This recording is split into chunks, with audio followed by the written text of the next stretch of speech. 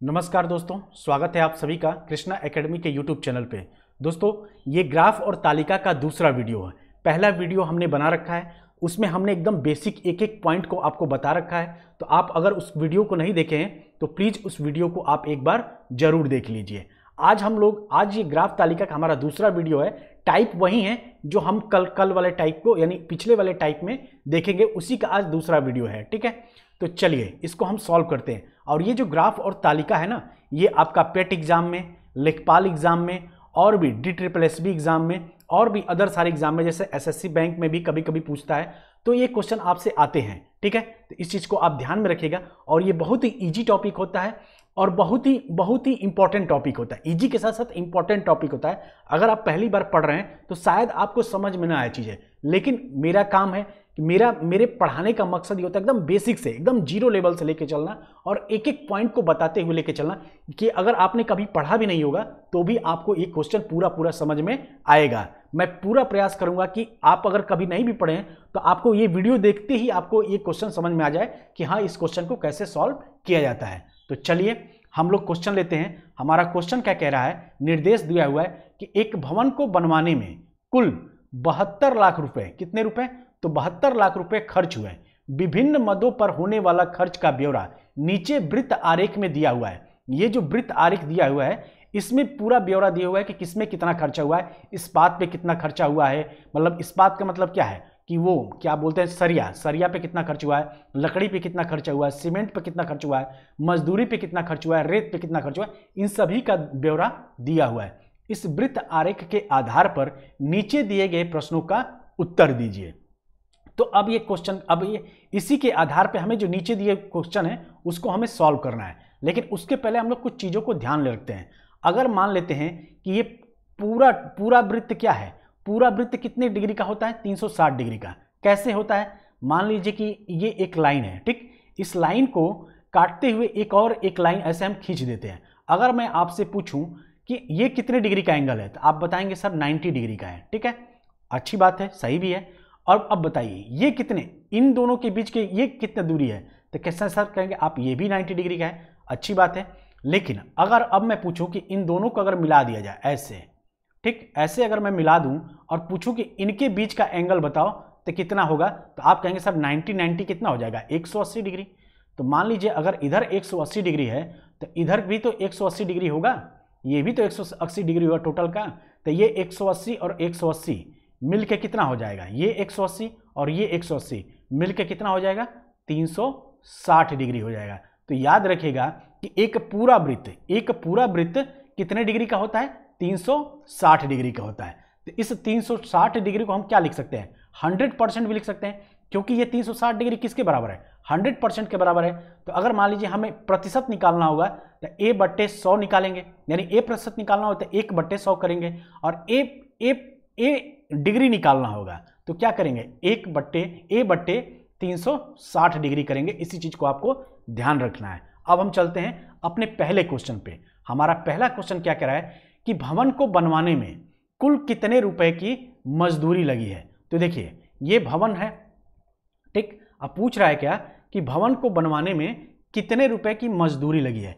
तो मजदूरी का डाटा यहाँ पे देखिए कितना है, मजदूरी का यहाँ पे डाटा दिया हुआ है 72 डिग्री, और पूरे भवन को बनवाने में कितने रुपए खर्च हुए हैं, तो 72 लाख। तो 72 लाख का 72 डिग्री हम निकाल लेंगे तो हमारा निकल जाएगा कि मजदूरी कितनी लगी है। तो 72 लाख गुणे क्या करेंगे, 72 लाख, 72 के पीछे कितना जीरो, 5 जीरो होना चाहिए, तो 72 लाख हो जाएगा, यानी 72 लाख गुणे कितना, 72 डिग्री। लेकिन 72 डिग्री मतलब क्या, 72/360, भाग भी तो देंगे, हमें कुल मजदूरी निकालना है। भवन को बनवाने में कितने रुपए मजदूरी लगी, तो ये तो मजदूरी का ब्यौरा दिया कि 72, लेकिन किस पे लगा है, ये जो खर्च हुआ है ये टोटल किस पे लगा है, 360 पे लगा है ना। अभी भाई ये 360 डिग्री का एक हिस्सा ही तो है। ये मान लीजिए 360 डिग्री है और इस 360 डिग्री बराबर क्या होगा, मान लीजिए ये पूरा वृत्त कितने डिग्री का है, 360 डिग्री का है, और ये पूरा वृत्त 360 डिग्री का है, यानी कितने का है, इसका मतलब है ये पूरा डिग्री 72 लाख का है, 72 लाख का है। क्योंकि एक भवन को, मान लीजिए ये भवन है, ये पूरा आप मान लीजिए एक वृत्त ना मान लीजिए, एक भवन है, ये पूरा वृत्त एक क्या है, एक भवन है, और इसका एंगल कितना है 360 डिग्री, और एक पूरे भवन को बनवाने में कितने रुपए खर्च हुए, तो 72 लाख। तो ये 360 डिग्री किसके बराबर है, 72 लाख के बराबर है।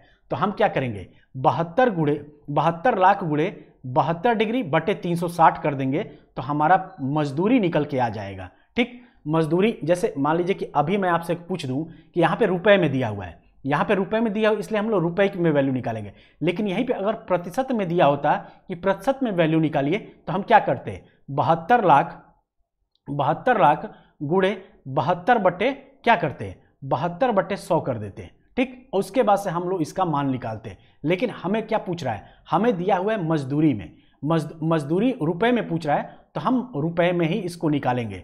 तो कैसे निकलेगा, क्या करेंगे, टोटल भवन को बनवाने में कितना खर्चा हुआ है, 72 लाख का खर्चा हुआ है, और मजदूरी पे कितना खर्चा हुआ है, तो 72 डिग्री खर्चा हुआ है, और ये 72 डिग्री किसके सापेक्ष है, तो 360 के है, तो बट्टे 360 कर देंगे, और ये 360 क्या है, 360 डिग्री है। ठीक, तो इस डिग्री से ये डिग्री कट गया, एक जीरो से ये एक जीरो कट गया। अब इस 36 को काट दीजिए इससे, तो कितनी बार में 36 दूना 72, अब कितना बचेगा, 4 जीरो बचेगा, तो 4 जीरो यहाँ पे लिख लीजिए। अब इसको क्या करेंगे, अब इस 20,000 को इसमें हम मल्टीप्लाई करेंगे, 72 में मल्टीप्लाई करेंगे, तो 72 दूना कितना होता है, 144 होता है, 144 और पीछे 4 जीरो, यानी कि भवन बनवाने में कुल कितने रुपए की मजदूरी लगी है, तो 14,40,000 मजदूरी लगी है। यानी पूरे भवन का खर्चा कितना है, 72 लाख रुपए है, जिसमें से 14,40,000 मजदूरी में खर्चा हुआ है। ये हमारा आंसर हो गया। ठीक, अब हम चलते हैं, अब अपने दूसरे क्वेश्चन पे चलते हैं, ये आपको समझ में आ गया होगा। अब हम दूसरे क्वेश्चन को देख रहे हैं। दूसरे क्वेश्चन पे जाने से पहले इसको हम डबल पेज में कर लेते हैं, ताकि आपको पूरा अच्छे से समझ में आ जाए। ठीक, तो चलिए, हमारा दूसरा क्वेश्चन है कि ईंट पर होने वाला खर्च कुल का कितना प्रतिशत है। देखिए यहाँ पे क्या, ऊपर हमें रुपए में निकालना था, और यहाँ पे किस में निकालना है, प्रतिशत में निकालना है। देखिए क्वेश्चन, देखिए कभी कभी क्या होता है ना, एग्जाम में क्वेश्चन इसलिए गलत नहीं होता कि आपको आता ही नहीं है, क्वेश्चन इसलिए भी गलत हो जाता है क्योंकि एग्जाम में बहुत ज़्यादा प्रेशर होता है, और वहाँ पे क्या होता है कि आप जल्दीबाजी में क्वेश्चन पूछ क्या रहा है उसको आप ध्यान नहीं देते और अपने अकॉर्डिंग क्वेश्चन को समझ ले। जैसे यहाँ पे प्रतिशत पूछा है, तो अगर मान लीजिए आप रुपए में निकाल देंगे तो मान गलत हो जाएगा ना, क्वेश्चन का आंसर गलत हो जाएगा, यानी वैल्यू अलग आ जाएगी। अगर यहाँ पे रुपए में अगर प्रतिशत में निकालते तब मान गलत हो जाता। तो यहाँ पे हम कैसे करेंगे, यहाँ पे दिया हुआ है ईंट पर होने वाला खर्च कुल का कितना प्रतिशत है, लेकिन हमें देखिए यहाँ पे ईंट का डाटा कहीं दिया हुआ है, तो ईंट इस्पात का तो दिया है, लकड़ी का दिया है, सीमेंट का दिया है, मजदूरी का दिया है और रेत का दिया है, लेकिन हमें ईंट का नहीं दिया है। तो ईंट का डाटा आप कैसे निकालेंगे, क्योंकि वो तो दिया ही नहीं है, और यहाँ पे पूछ रहा है वैल्यू ईंट का। तो अब क्या करेंगे, देखिए पूरे वृत्त का एंगल कितना होता है, 360 डिग्री का होता है, और इन पांचों को आप जोड़ेंगे, यानी 90 का, 36 का, 60 का, 72 का और 48 का। तो इन पांचों का मान अगर आप जोड़ेंगे तो कितना होगा, 306 होगा। देखिए यहाँ पे हमने ऐड किया हुआ है, 306 आ रहा है। ठीक, तो इन 360 में से 306 को घटाएंगे तो कितना आएगा, 54 आएगा, और ये जो 54 डिग्री होगा, ये 54 डिग्री होगा, तो ये 54 डिग्री क्या हो जाएगा, ईंट का मान हो जाएगा। तो अगर ईंट का मान 54 डिग्री है और हमसे पूछ क्या रहा है कि ईंट पर होने वाला खर्च कुल का कितना प्रतिशत है, कितना कुल का पूछा है, कुल का कितना प्रतिशत है, तो अब हम आराम से निकाल लेंगे। तो ईंट पर होने वाला खर्च कितना है, 54 है, ईंट पर होने वाला खर्च कितना है, 54 है, और कुल का मान कितना है, कुल का मान 360 है। देखिए मैंने बताया ना कि ये 360 डिग्री किसके बराबर है, 72 लाख के बराबर है, और एक भवन को बनवाने में कितने रुपए खर्च हुए हैं, 72 लाख रुपए खर्च हुए हैं। तो इस 72 लाख को हम क्या लिख सकते हैं, 72 लाख बराबर 360। तो कुल वैल्यू देखिए ईंट पर होने वाला खर्च कितना है, 54 है, तो कुल का कितना प्रतिशत है, तो 360 करेंगे, यहाँ पे बटे 360 कर देंगे, गुणे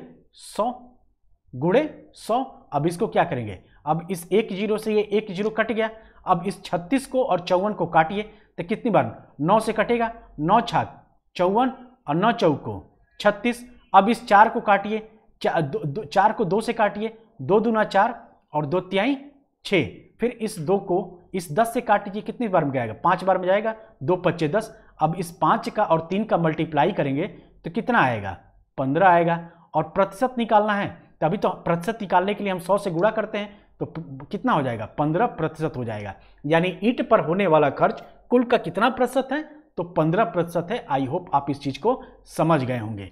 एक एक चीज मैं बता रहा हूं, एक एक चीज। इतना विस्तार से कोई भी कोचिंग या कोई भी कहीं आप नहीं पढ़ेंगे, क्योंकि वो फास्ट में भगा देंगे, क्योंकि इतना याद है कि इतना कोई भी आपको समय नहीं देगा। अब देखिए हमारा अगला प्रश्न क्या कह रहा है। अगला प्रश्न कह रहा है कि मजदूरी पर होने वाला खर्च सीमेंट पर होने वाले खर्च से कितने रुपए अधिक है। तो मजदूरी का ब्यौरा कितना है, मजदूरी का ब्यौरा है 72 और सीमेंट का ब्यौरा कितना है 60। और क्या पूछ रहा है, कितने प्रतिशत अधिक है। यहां पे ध्यान दीजिएगा, प्रतिशत अधिक पूछा है। तो मजदूरी पर कितना है 72 है, तो क्या करेंगे 72 माइनस सीमेंट का कितना है 60 है। ठीक, अब देखिए बटे क्या करेंगे, बटे कर देंगे 60। अब यहां पे हमने बटे 60 क्यों किया, इस चीज को आप ध्यान से समझिएगा कि मैंने बटे 60 यहां पे क्यों किया। देखिए किसके सापेक्ष पूछ रहा है, एक तो पूछ रहा है कि मजदूरी पर होने वाला खर्च सीमेंट से होने वाले खर्च से कितना अधिक है। तो कितना अधिक है हम कब निकालेंगे, जब मजदूरी पर होने वाले खर्च में से सीमेंट पर होने वाले खर्च से खर्च को क्या करेंगे, घटाएंगे, तभी तो कितना प्रतिशत अधिक निकलेगा। ठीक है, जैसे मैं आपको कहूं कि मैंने आपको मान लीजिए आपका नाम एक का नाम राम है और एक का नाम श्याम है। मैंने राम को दिए 10 रुपए और श्याम को दिए 5 रुपए। मैं पूछूंगा कि ये बताओ कि मैंने राम को श्याम से कितने रुपए अधिक दिए। तो जाहिर सी बात है इस 10 में से 5 को हटाएंगे तभी तो आपको पता चलेगा कि राम को आपने श्याम से 5 रुपए अधिक दिए हैं। तो यहाँ पे भी यही बात कह रहा है। यहाँ पे कह रहा है क्या कि मजदूरी पर होने वाला खर्च सीमेंट पर होने वाले खर्च से कितने प्रतिशत अधिक है। तो प्रतिशत अधिक निकालने के लिए हम क्या करेंगे, 72 माइनस 60 करेंगे। और किसके सापेक्ष पूछ रहा है, तो सीमेंट के। मैं पूछूं किससे पूछ रहा है, तो सीमेंट से पूछ रहा है, तो सीमेंट की वैल्यू को बटे 60 में कर देंगे। और प्रतिशत में पूछ रहा है तो गुणे 100 कर देंगे। ठीक, अब इसको घटा दीजिए। तो 72 में से 60 को घटाएंगे तो मान कितना आएगा, मान आएगा 12। ठीक, अब बटे 60 और गुणे 100। एक मिनट इसको मैं हटा दूं वरना आप लोग कंफ्यूज हो जाएंगे। ये वैल्यू हम यहां से हटा देते हैं। ठीक, अब देखिए अब इसको काटिए तो कितनी बार हुआ, 12 पच्चे 60 और इस 5 को इससे काटेंगे तो कितने बार जाएगा, 20 बार में जाएगा। मतलब 5 दूना 10, ये कितना 20। यानी कितना प्रतिशत अधिक है, तो 20% अधिक है। किससे अधिक है, तो मजदूरी पर होने वाला खर्च सीमेंट पर होने वाले खर्च से 20% अधिक है। तो मैं पूछूं किससे प्रतिशत अधिक है, तो सीमेंट से अधिक है। जाहिर सी बात है सीमेंट की वैल्यू कम है ना, तो इसीलिए जब मैं पूछूं किससे, तो किसके रिस्पेक्ट में, तो सीमेंट से, तो बट्टे की वैल्यू सीमेंट में जाएगी क्योंकि किससे पूछ रहा है। ठीक है, तो आप सीमेंट की वैल्यू को आप नीचे कर देंगे और इसको आप इन दोनों को आपस में घटा देंगे, उसके बाद से गुणे 100 करके आंसर निकाल लेंगे। आई होप आप ये भी क्वेश्चन आपको समझ में आ गया होगा। अब देखिए हमारा अगला क्वेश्चन क्या है। हमारा अगला क्वेश्चन कह रहा है कि सीमेंट पर होने वाला खर्च ईंट पर होने वाले खर्च से कितने रुपए अधिक है। यहां पे देखिए, यहां पे प्रतिशत की वैल्यू नहीं पूछ रहा है, यहां पे रुपए में पूछ रहा है। अगर यहां पे यही वाला मान, अगर ये इस टाइप का क्वेश्चन सॉल्व कर देंगे, जैसे कि मान लीजिए कि यहां पे दिया हुआ है सीमेंट पर होने वाला खर्च ईंट पर होने वाले खर्च से कितना अधिक है। तो सीमेंट की वैल्यू कितना है 60 है। ठीक, और ईंट पर कितना है, ईंट पर 54 है। और किससे पूछ रहा है, ईंट से, तो बटे 54 करके गुणे 100 करेंगे तो क्वेश्चन आपका गलत हो जाएगा, क्योंकि ये वैल्यू तब निकलेगी जब ये पूछता कि सीमेंट पर होने वाला खर्च ईंट पर होने वाले खर्च से कितने प्रतिशत अधिक है, तब पूछता, तब ये वैल्यू निकल। अगर इस पे अगर आप रख के मान निकालेंगे तो आपका क्वेश्चन हो जाएगा गलत। यानी आपने करके तो सही आए, मेथड तो सही किए, क्योंकि आपने प्रतिशत के रूप में माना है, लेकिन यहाँ पे प्रतिशत की वैल्यू नहीं पूछ रहा है मेरे भाई, यहाँ पे पूछ रहा है कितने रुपए अधिक है, इसलिए ये मान तो नहीं लगेगा। इसको ध्यान रखिएगा, यही क्वेश्चन आपको फंसाएगा। इसी तरीके से यहाँ पे प्रतिशत में दे देगा और बाद में देगा रुपए में। आपने अभी प्रतिशत पे सॉल्व किया, आपका दिमाग में प्रतिशत वाला क्वेश्चन चल रहा है, और यहाँ पे दे दिया धीरे से रुपए में, और आप प्रतिशत मान के ही आप सॉल्व करके चले आएंगे। आपको लगेगा अरे यार मैंने तो पांचों के पांचों क्वेश्चन सही किए, लेकिन आप उस 5 में से एक क्वेश्चन क्या करेंगे, गलत कर देंगे, क्योंकि आपने यहाँ पे ध्यान ही नहीं दिया कि यहाँ पे पूछा है कि कितने रुपए अधिक है। ठीक है, तो अब इस क्वेश्चन को कैसे सॉल्व करेंगे। अब इसको सॉल्व करने का तरीका क्या है कि रुपए में पूछा है तो टोटल पूरे भवन का खर्चा कितना है, 72 लाख का है। यानी पूरे भवन को बनाने में कितने रुपए खर्च हुए हैं, तो 72 लाख। यानी ये भवन नहीं, ये समझ लीजिए एक तरह के विला है, इतना पैसा खर्च हुआ है तो 72 लाख रुपए ये खर्च हुए हैं। ठीक, किसके सापेक्ष खर्च हुए हैं? तो सीमेंट में से क्या करेंगे, ईंट की वैल्यू को घटाएंगे। अब बटे कितना करेंगे, बटे टोटल 360 का करेंगे, क्योंकि एंगल, टोटल एंगल कितना है 360 का, तो 360 अब हमारा आंसर आ जाएगा। ठीक, अब हमें कुछ नहीं करना।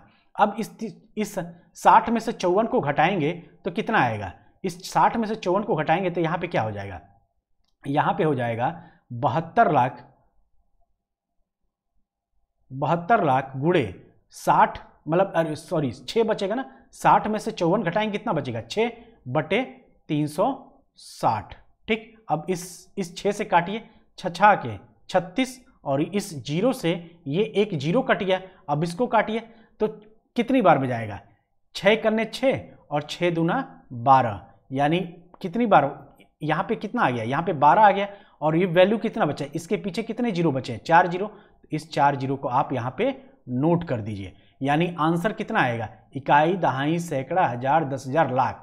यानी कि सीमेंट पर होने वाला खर्च ईंट पर होने वाले खर्च से कितने रुपए अधिक है, तो 1,20,000 रुपए अधिक है। इस चीज को आप याद रखिएगा, यही हमारा क्या हो जाएगा, यही हमारा आंसर हो जाएगा। आई होप आप इस क्वेश्चन को समझ लिए होंगे।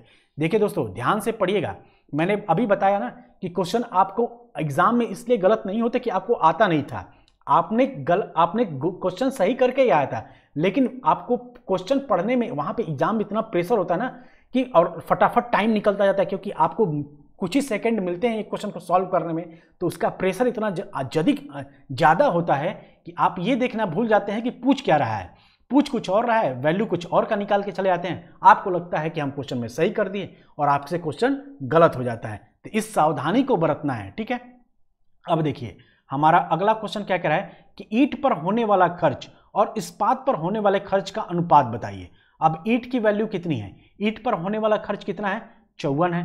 ठीक, कितना है, तो यहाँ पे देखिए, यहाँ पे ईंट पर होने वाला खर्च कितना निकला था हमारा, 54 डिग्री निकला था, और इस्पात पर होने वाला खर्च कितना है, 90 डिग्री का है, तो यहाँ पे क्या लिखेंगे, 90 लिख देंगे। ठीक, अब देखिए, अब इसको क्या करेंगे, अब इसको थोड़ा सा सिंप्लीफाई करिए, तो किससे कटेगा, किससे कटेगा ये, तो देखिए इसको 9 से काट सकते हैं, 9 दहा में 90 और 9 छक 54। अब इसको और सरल कर लीजिए, अब इसको और सरल करने का मतलब है इसको 2 से भाग दीजिए, तो 2 तिहाई 6, और यहाँ पे क्या हो जाएगा, 2 पच्चे 10, यानी कि हमारा आंसर कितना होगा, 3:5। ठीक, और यही हमारा आंसर हो जाएगा, यानी ईंट पर होने वाला खर्च इस्पात पर होने वाले खर्च का अनुपात कितना होगा, तो 3:5 का होगा, और यही हमारा आंसर हो जाएगा। हमारा अगला क्वेश्चन क्या कर रहा है कि प्रत्येक मद पर औसतन कितने रुपए खर्च हुए हैं। तो देखिए औसत पूछा है, यहाँ पे एवरेज, एवरेज का मतलब क्या होता है, एवरेज का मतलब होता है संख्याओं का योग। एवरेज, औसत का मतलब क्या होता है, औसत का मतलब होता है, आप लोग औसत बराबर क्या होता है, औसत बराबर होता है संख्याओं का योग, संख्याओं का योग बटे संख्या, यानी जितनी संख्या है उन सभी को जोड़ लेंगे और जितनी संख्या है उसको बटे में 7 कर लेंगे। औसत बराबर क्या होता है, संख्याओं का योग बटे संख्या। ये मान, इस चीज को आप याद रखिएगा। तो यहाँ पे पूछा क्या है, यहाँ पे पूछा है कि प्रत्येक मद पर औसतन कितने रुपए खर्च हुए। तो एक घर को बनवाने में कितने रुपए खर्च हुए हैं, तो एक घर को टोटल बनवाने में कितने रुपए खर्च हुए हैं, एक घर को बनवाने में टोटल 72 लाख रुपए खर्च हुए हैं, 72 लाख। ठीक ठीक, उसमें कितने किसमें क्या क्या लगा है, तो देखिए यहाँ पे संख्या कितनी है, तो इस्पात है, लकड़ी है, सीमेंट है, मजदूरी है, रेत है और ईंट है, इतने सारे सामग्री मिला है। और इन्हीं सामग्री को खरीदने में और घर को बनाने में कितना रुपए खर्च हुए, 72 लाख रुपए। तो सामग्रियों की संख्या कितनी है, 6 है, 1 2 3 4 5 और 1 6। तो कैसे करेंगे, तो इसको हम क्या करेंगे, 72 लाख बटे क्या करेंगे, 1/6, यानी कि संख्याओं का योग, तो संख्या कितना है 72 लाख है, और बटे संख्या कितनी है, तो 6 है, यानी टोटल कितने चीजों का, कितने चीज लगा है इसमें, तो इस्पात लगा है, लकड़ी लगा है, सीमेंट लगा है, मजदूर लगा है, रेत लगा है और ईंट लगा है। तो टोटल संख्या कितनी है, 6 है, 6 चीजें मिलकर ये घर बना है, इसी मद पे सारे खर्चे हुए हैं। तो अब इसको काटिए तो कितनी बार में जाएगा ये 6 करने 6, 6 दूना 12 और पीछे 5 जीरो आप लगा दीजिए। यानी कि टोटल यानी प्रत्येक मद पे औसतन कितने रुपए खर्च हुए हैं? तो प्रत्येक मद पे औसतन 12 लाख रुपए खर्च हुए हैं। और इस 12 में 6 का मल्टीप्लाई करेंगे तो कितना आ जाएगा? 12 छाक 72, ठीक, यानी 72 लाख रुपए। यानी कि औसतन कितने रुपए खर्च हुए हैं? तो मतलब प्रत्येक मद पर औसतन कितने रुपए खर्च हुए हैं? तो 12 लाख खर्च हुए हैं। इस चीज को आप याद रखिएगा, ये मतलब इस चीज को आप समझ गए होंगे। याद क्या करना है, आप इसमें थोड़े ना करंट थोड़े पढ़ा रहे हैं हम कि आपको बस याद करना पड़ेगा, इसको समझ लीजिएगा, ठीक है। तो चलिए दोस्तों, आई होप अब देखिए, अब ये वृत्त वाला आरेख हम लोग कंप्लीट कर चुके हैं। अब हम लोग कल पढ़ेंगे टेबल वाला। टेबल में वैल्यू दिया रहेगा और उसके आधार पर इस तरीके से कुछ टेबल बना रहेगा, उसमें आपको कुछ वैल्यू दिया रहेगा, उसके आधार पर आपको वृत्त आरेख का मान निकालना होगा। तो आई होप आप समझ गए होंगे।